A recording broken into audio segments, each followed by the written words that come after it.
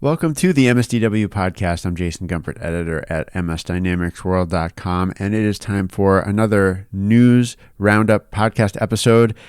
As usual, I am joined by our assistant editor at MS Dynamics World and mscloudnews.com, Eamon McCarthy-Earls. Hey, Eamon, welcome to the episode. Hey, Jason. Great to be here. Great to have you. And as we get started, we'll start with the newest thing first. I think that's only fair. It's the latest Microsoft earnings report. 2022 Q3 results were announced last night. The headline that we published was "Cloud growth is steady and commercial bookings strengthen." There's a lot more to it, obviously, and since the article went up, we also now have the transcript of the earnings call that followed the announcement to really dig into, and I wanted to just start by discussing a few of the highlights that I pulled from the earnings. So probably the thing that analysts tend to look for first these days is the sort of the all-up Azure number, not even the Microsoft Cloud performance overall, but just the Azure growth. And that was 46% growth in revenue. I think generally considered a steady number in that sort of 46 to 49 or 50% growth that Microsoft has been able to kind of consistently churn out every quarter now for quite a few. And I think that continues to impress Wall Street and give analysts a lot of confidence in Microsoft's ability to execute and their sort of health and performance as a company, really just continuing to show strength there. One note on the business app side that I noted just in the earnings announcement, and Microsoft sort of confirmed in the earnings call with analysts, was that Dynamics did come in lower than expected for its revenue growth, a bit lower, and in Amy Hood's words, CFO Amy Hood, as we focus on stronger execution on our recent investments, was sort of her way of positioning that. And the guidance is also going to hold steady at that sort of lower revenue growth, although they noted that the business apps at Microsoft are growing faster than the market overall, just a little lower than they expected in the past, and the revenue growth numbers are just a lower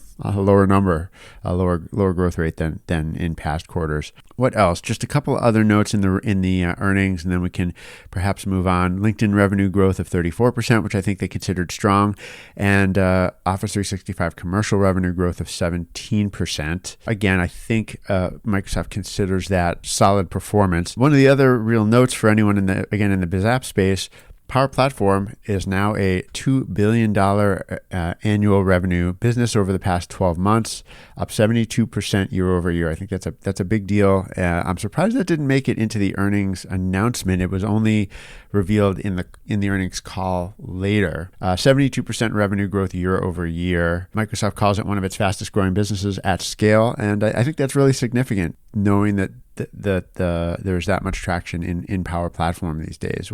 And they noted that Power BI has more than 200,000 customers.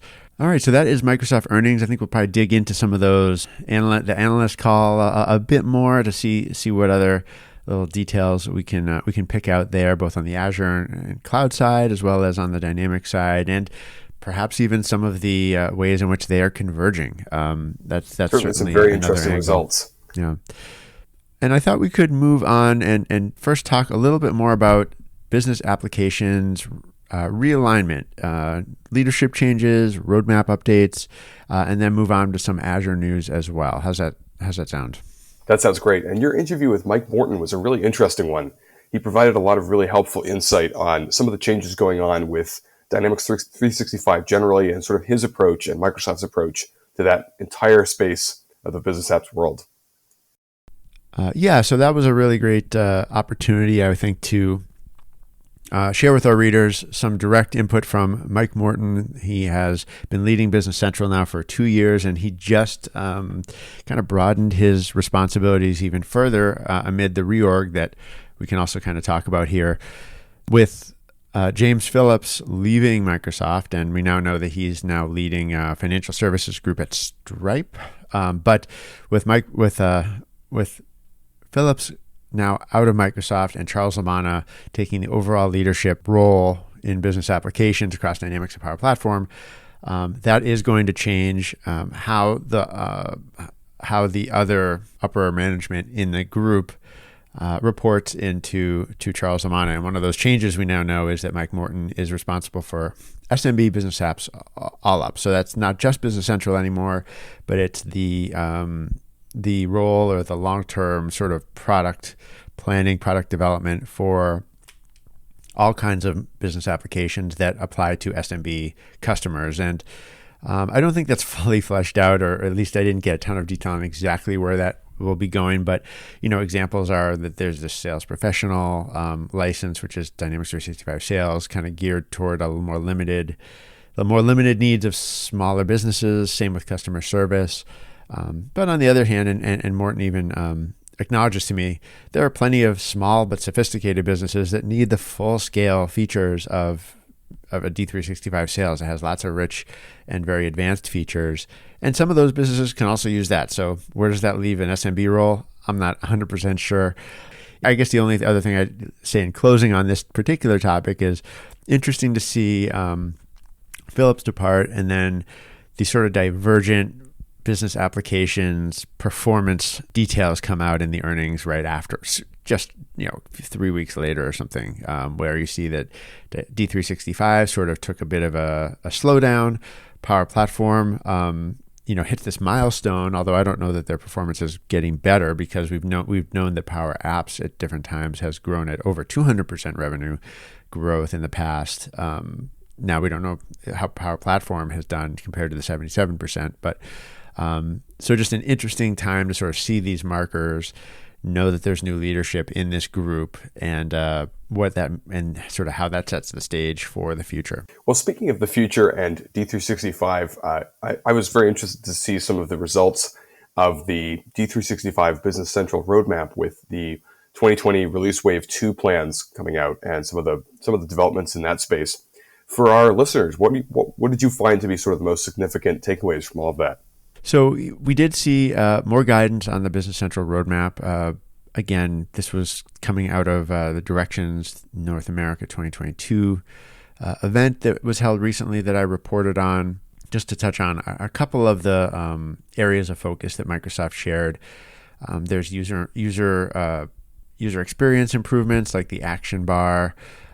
There's an improved Power Platform connector and Dataverse capabilities. The Power Platform connector, I think, is kind of a shared benefit across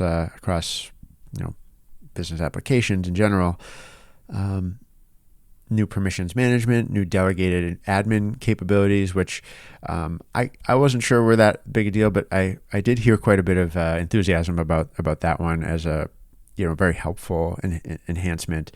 And then more Teams integration and more Power Platform integration. So we saw things like, well, that might be is coming soon and not in the release just yet, but more of those kind of integrations into other parts of what organizations might be doing with Microsoft technology, whether it's process automation or workforce collaboration. A lot of those kinds of things as well. And then some of the bread and butter, or the meat and potatoes, performance, resource governance, as well as improved onboarding. And along similar lines, we've actually seen some interesting things about Azure Data Lake export situations or scenarios for Business Central as well, which I know you reported on. Yeah, just maybe a quick note on this one. It looked like an interesting sort of step forward for Business Central to take an approach for data management and data capture, I guess you would say, for analytics purposes, that kind of mirrors what Microsoft's already doing with its enterprise ERP product, finance, and supply chain management, that already has some of those capabilities, ability to sort of incrementally or in various ways push data, push transactional and business data out of the ERP database into an Azure Data Lake, using a fairly sophisticated sort of process that can sync it, that can harmonize it, and that can then make it readily available for use in analytics tools.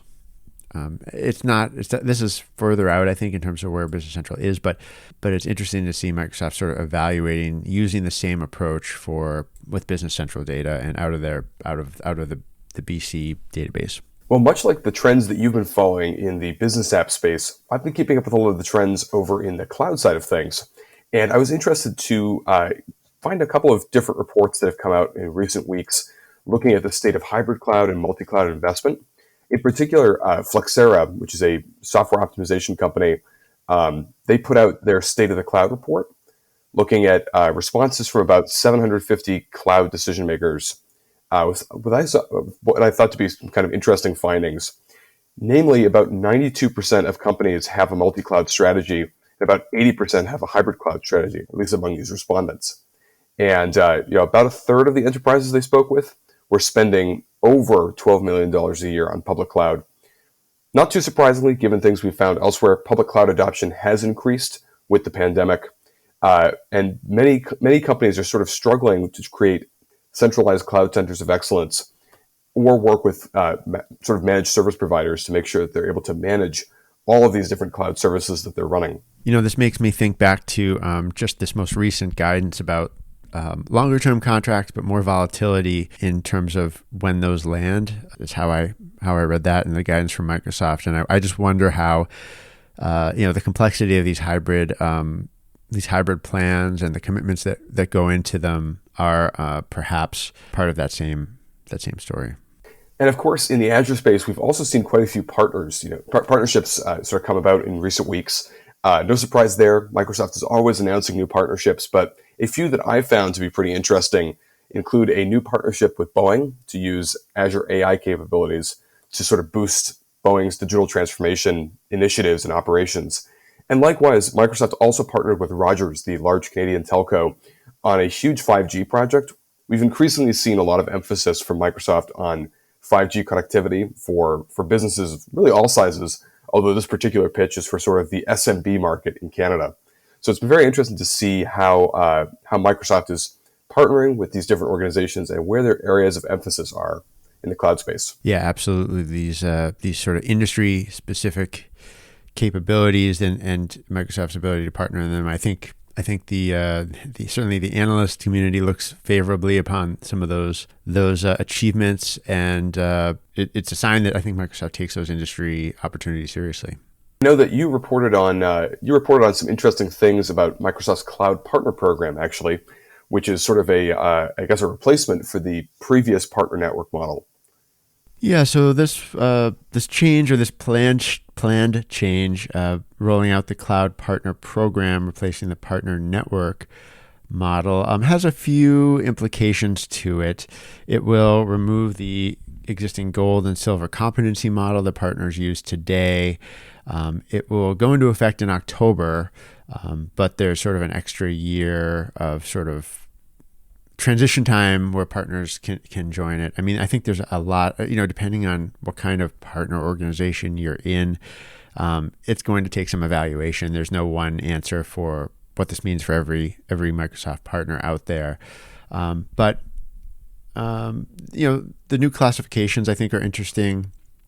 There's now 6 classifications. Business apps is one, modern work, security, data and AI for Azure, infrastructure for Azure, and digital and app innovation for Azure. So 3 Azure solution areas out of the 6. And really, it's all about cloud. I mean, the word cloud is sort of in every element of this now. And I think it's just, in one sense, a way for Microsoft to kind of, in case anyone hadn't gotten the message yet, that the cloud really is the focus of everything Microsoft does, including its partner program. They want all the incentives, all the focus around cloud business opportunities. Yeah, and I think there's certainly, especially around things like the incentives and benefits, that's where partners are probably going to be looking very, very carefully to understand how they keep all the internal use rights, any other benefits that they rely on, and how they're going to be sort of scoring in the new model compared to the gold and silver competencies that they've been working around, sort of planning around and sort of tuning their businesses to in recent years. Last but certainly not least among our news coverage that we're sharing with our listeners today is one of the pieces that you wrote up recently, which looks at some of the new features for Dynamics GP and the increasing push to migrate to D365. Again, kind of that cloud play, but just in a little bit of a different form than sort of a pure Azure focus. Yeah, I felt like I couldn't sort of skip a Dynamics GP roadmap update opportunity, and I got that at the Directions North America event. Most of the planned features coming in the October 2022 update are already kind of known. It was interesting to hear some of the product managers walk through a range of those updates. I heard from Teresa Nisler of Innovate. She's formerly from Microsoft, and she walked through those. Yeah, she still does product management for GP, even though she's no longer at Microsoft. And it seems to be sort of the way that Microsoft will move this product ahead. Development, I think, still happens at Microsoft or sort of through them, but the employees are not all theirs anymore, which is sort of a change, but it's sort of reminiscent of what happened to Dynamics SL over the years. They're looking for new features from the community. Community requests are important, and it's going to continue to be a smaller scale type of release wave. But they're real updates, they're real enhancements, and if there are any GP customers or partners listening, I think your voice is kind of part of the decision making process as Teresa and others sort of make those decisions on what will make it into the next release or what will not. So a few months to go here as we get closer to that October 2022 release. Before we close any podcast, we always want to call out some of the great features we've had from independent contributors in recent weeks. And of course, we can't get to all of them, but I do want to call out a few that I thought were really good. One of the ones that I particularly appreciated was a recent contribution from Your Dor, who contributed an item about Microsoft Azure in Africa. Dor is an expert in the Washington, D.C. area, working with quite a few government agencies, and has quite a bit of experience consulting in the African Azure market, particularly with a focus on Nigeria. And so we expect to have a new piece coming out from him soon, looking specifically at Nigeria and the state of the cloud in this fast-growing market. But this was a really interesting set of perspectives on the state of Azure generally in one of the largest sort of growth markets worldwide. Yeah, I really enjoyed this one as well. Great to sort of hear from him in sort of the candid style that he uses about not just how cloud providers might succeed in African countries and regions, but some of the things that they might be doing wrong right now and things that they need to adjust course on if they do want to be successful. So yeah, really interesting piece. Likewise, I always like to call out some of Jeff Kreisman's pieces. He often has great perspectives on many different areas of Azure, and I always enjoy my conversations with him when we put these articles together. He put out a piece recently about managing sort of automated database migrations to Azure. And so I strongly encourage our listeners to check that out if they're interested in migrating any of their data to the cloud, and about sort of the pros and cons and the best ways to achieve that process.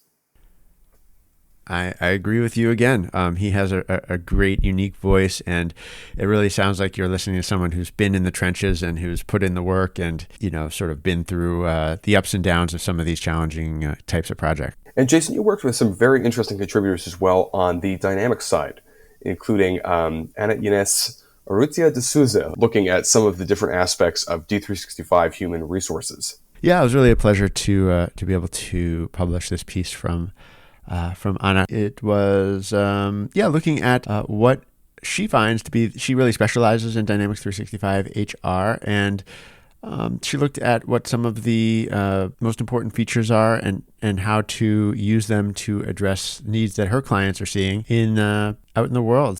And likewise, of course, I would always remind our readers to check out a few other pieces as well, including a great piece about D365 model-driven apps collapsible groups by Arvind Kadia, and another piece all about advanced duplicate detection for leads in D365 customer engagement. So some great topics there, and many others we have had a chance to profile today. Yeah, that's right. Really wonderful contributions, and check them all out. We really enjoy working with expert contributors, and if you're listening to this and perhaps have an idea, we would certainly love to hear from you as well. Eamon, thanks so much for helping me put this episode together. Always great to have a chance to sit back and review some of the more interesting things we've reported on, things we've published from experts like we were just talking about. So Thanks again for being here.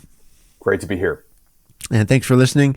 If you want to get in touch with us, you can reach me by email, jgumpert@msdynamicsworld.com. You can reach Eamon at earls, that's EEARLS, at msdynamicsworld.com for questions related to MS Dynamics World, MS Cloud News. And for all of our updates, follow us on LinkedIn and on Twitter. Until next time, this is MS Dynamics World signing off.